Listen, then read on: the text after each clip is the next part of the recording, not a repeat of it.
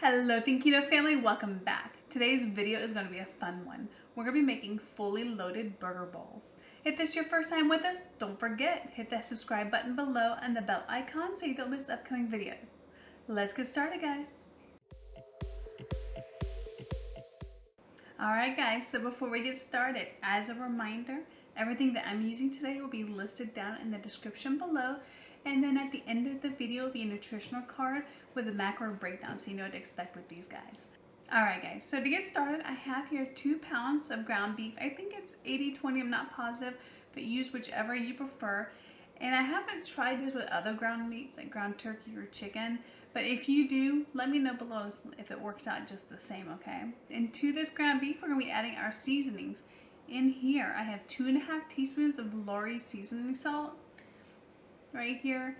If you have it, use it. If you have something else that you'd rather use, I don't know, Old Bay, Mrs. Dash, whatever you prefer.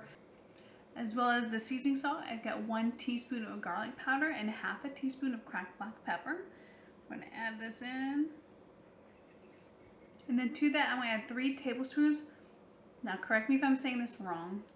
Worcestershire, you guys get the idea. Alright. I grew up saying Worcestershire, but then a couple years ago somebody told me, no, that's not how you say it, it's Worcestershire. I don't know which is the right way. Someone, if you don't know, tell me. Otherwise, laugh at me, it's okay. And then we're just going to get this all mixed together in here. Alright guys, so we've gotten all those seasonings mixed in, and then I went ahead and I divided this with my spatula into 4 portions. Now I know that seems like it's a lot of meat. If you want to make yours a little bit smaller, then feel free. But I'm going to make these basically 1/2 pound of meat each. This is our meal, so we're getting it in. Okay, so I got one of the portions of ground meat here. And then also I have a clean jar. I think this used to be a pickle jar, nothing special about it. And we're going to form the bowl using the jar up the sides. So we're just going to push it up against the sides of it and smooth it, let's see, onto there. Just push the meat and work it on, and I promise it will work out in the end.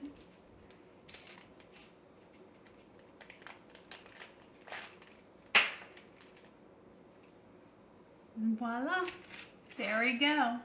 It is nicely formed. Now I'm a bit of a perfectionist, so I'm probably gonna fiddle with this for a minute or two. But you guys just make this to your liking. If you don't, it doesn't have to be perfect. That's just the way I do things.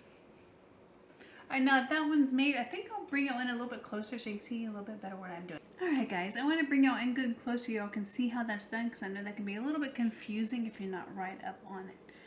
Alright, so we got 1/4 of our meat. I'm just going to make a shallow part in the middle to start off with, and I'm going to put the jar in. Alright, squash it down. Even out this meat a little bit on the other side. Then we're just going to press it up firmly against the jar, sealing any little cracks and shallow spots in the meat, and really just sealing it together. And again, this doesn't have to be perfect. I'm just a little bit of a perfectionist, so you can leave it a little bumpy, a little lumpy if you like, and it's going to taste just as wonderful. Alright guys, that's all there is to this. Then I'm going to gently work my jar up out of it. Make sure you release it off the side so it doesn't pull the meat up with it. There we go. And just fix any spots we squashed down just now. There it is. All done. So I'm going to go ahead and finish the other 2 just like this one. I'm going to see you back up top in just a minute. Alright guys, so I've just finished up these and I wanted to share one little tip with you before I got done completely. Sometimes it can be hard working in such a small space, getting your fingers around the other bowls without messing them up. So if you actually want to make this on a separate surface and then transfer them to the baking sheet that you're working or going to be cooking them on, all you got to do is before you remove the jar, simply pick it up or remove it, and then you can pop it down wherever you want it and slide it off. I found that out actually on accident. I'm like, oh, that's the coolest thing. Because I was having a hard time working around the other bowls here. Alright, but we just finished those up. Let me get this out of here. So this is where you can really have fun with this. I want to show you how We do ours how we like ours, but you can really make these up any way you want to. I already have 10 slices of bacon that I cooked up and I just broke apart by hand. And with bacon, you can cook it on the stove if you want to. That's perfectly fine. But sometimes if I got other things cooking, or if I don't have time to stand there and constantly turn it, I find it easier to actually cook my bacon in the oven. What I do is I just line a cookie sheet with some aluminum foil. That makes for a really easy cleanup. You don't have to do that, but it just makes your life easier. And I put the bacon on it and I bake it at 350 for 15 minutes. Then I'll flip the bacon over and I'll put it back in. I'll bake it for another 10 to 15 minutes, depending on how crispy you wanted it. I don't want this super crispy crunchy because I know I'm going to be putting it in this and using it tonight to cook with. But if you want it super crunchy, just 15 on one side, 15 on the other at 350. But it's perfect, like still crunchy, just not super crunchy. Now, and the other topping that I went ahead and I prepared ahead of time was I sauteed up some onions and mushrooms. There's absolutely nothing special about this. I grabbed an 8-ounce package of baby bellas and sliced them.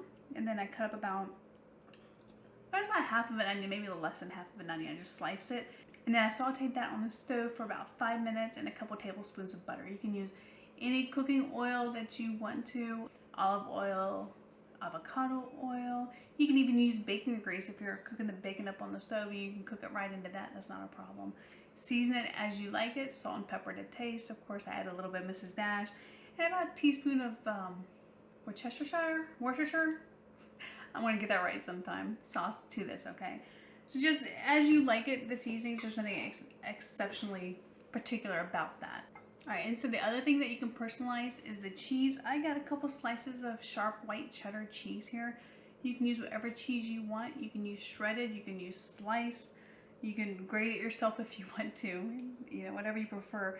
I actually wanted Swiss for this, but I didn't have Swiss and I didn't have time to run out to the store before I had to get dinner started. So I got a slice of sharp white cheddar here. I'm just going to break it up into the bottom of the bowl. Again, you can use as much or as little of this as you want. We love cheese, so I never skimp on the cheese. All right, now that I got those done, I'm going to add my mushroom and onions to it. So I'm just going to try and divide this into 4 equal portions best I can. Again, if you don't want the onions in this, you don't have to add them. That's just something that we like. I know onions aren't exactly carb friendly. So just add or subtract as you wish. You can really personalize these to your needs or wants. Oh, Philly cheesesteak burger bowls. That would have been interesting to do. I have to remember that for next time. My husband loves Philly cheesesteaks. All right, those mushrooms are all in there. So now we're going to add bacon. Again, I'm just sprinkling bacon until I think it looks good on top. There's no right or wrong way to do this. Have fun with it. Make it pretty. Make it interesting looking. This is just one of those recipes that I love to have fun with. If you have kids, I'm sure they'll love to help because kids love nothing more than play with Play-Doh, and this is just like Play-Doh that you can eat. All right, and now just to top this off, you can shred this. You can put a slice. I'm just putting a slice because I think it's pretty on top. It's going to melt down onto it. All right, now the next step is I'm going to loosely cover this with an aluminum foil tent, if you will. So I'll show you what I mean. I got some foil here, just at the halfway mark. There we go. All right, guys. So I got that loosely covered, not quite touching them, with aluminum foil.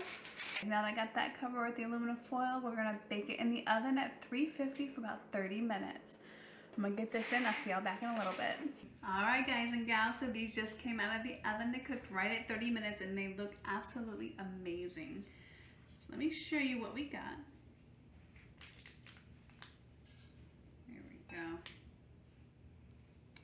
Voila.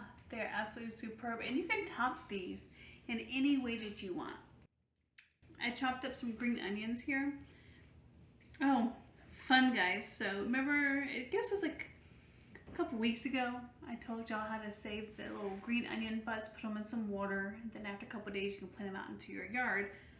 Well, I did that, and these green onions actually came from the ones that I had in my windowsill and transplanted out to the yard. So in 2 weeks, they had nice long shoots on them. I just went out with a pair of scissors, trimmed off a couple of them, and there you go, chopped them up for dinner. They taste so good, so fresh. You've got to try this. You'll never go back to buying them from the store again. And What's great about the green onions is you don't need a garden to regrow them. I actually have them in just a pot. You know, stuck like 6 of them around a 12-inch pot. They don't need a lot of room to grow. And it's absolutely perfect if you live in an apartment, if you live in a small home with no space. As long as they get sun and water, they will grow back for you. I'll make sure I take a picture for you guys up here. All right, so you can top these with ranch, you can top them with barbecue sauce, anything that your heart desires. I've got a really great ranch recipe my daughter's probably gonna have on hers tonight. I'll put that up here for you. So this is it, guys. A fun, great way to have your burgers bunless. It's kind of like a naked burger, but I guess it's a loaded naked burger. Thanks for joining me tonight, guys. Make sure you give me a thumbs up down below. And don't forget, you can share this with anybody that you know that can use a really great recipe for a loaded burger bowl. I'll see you guys next time. Bye.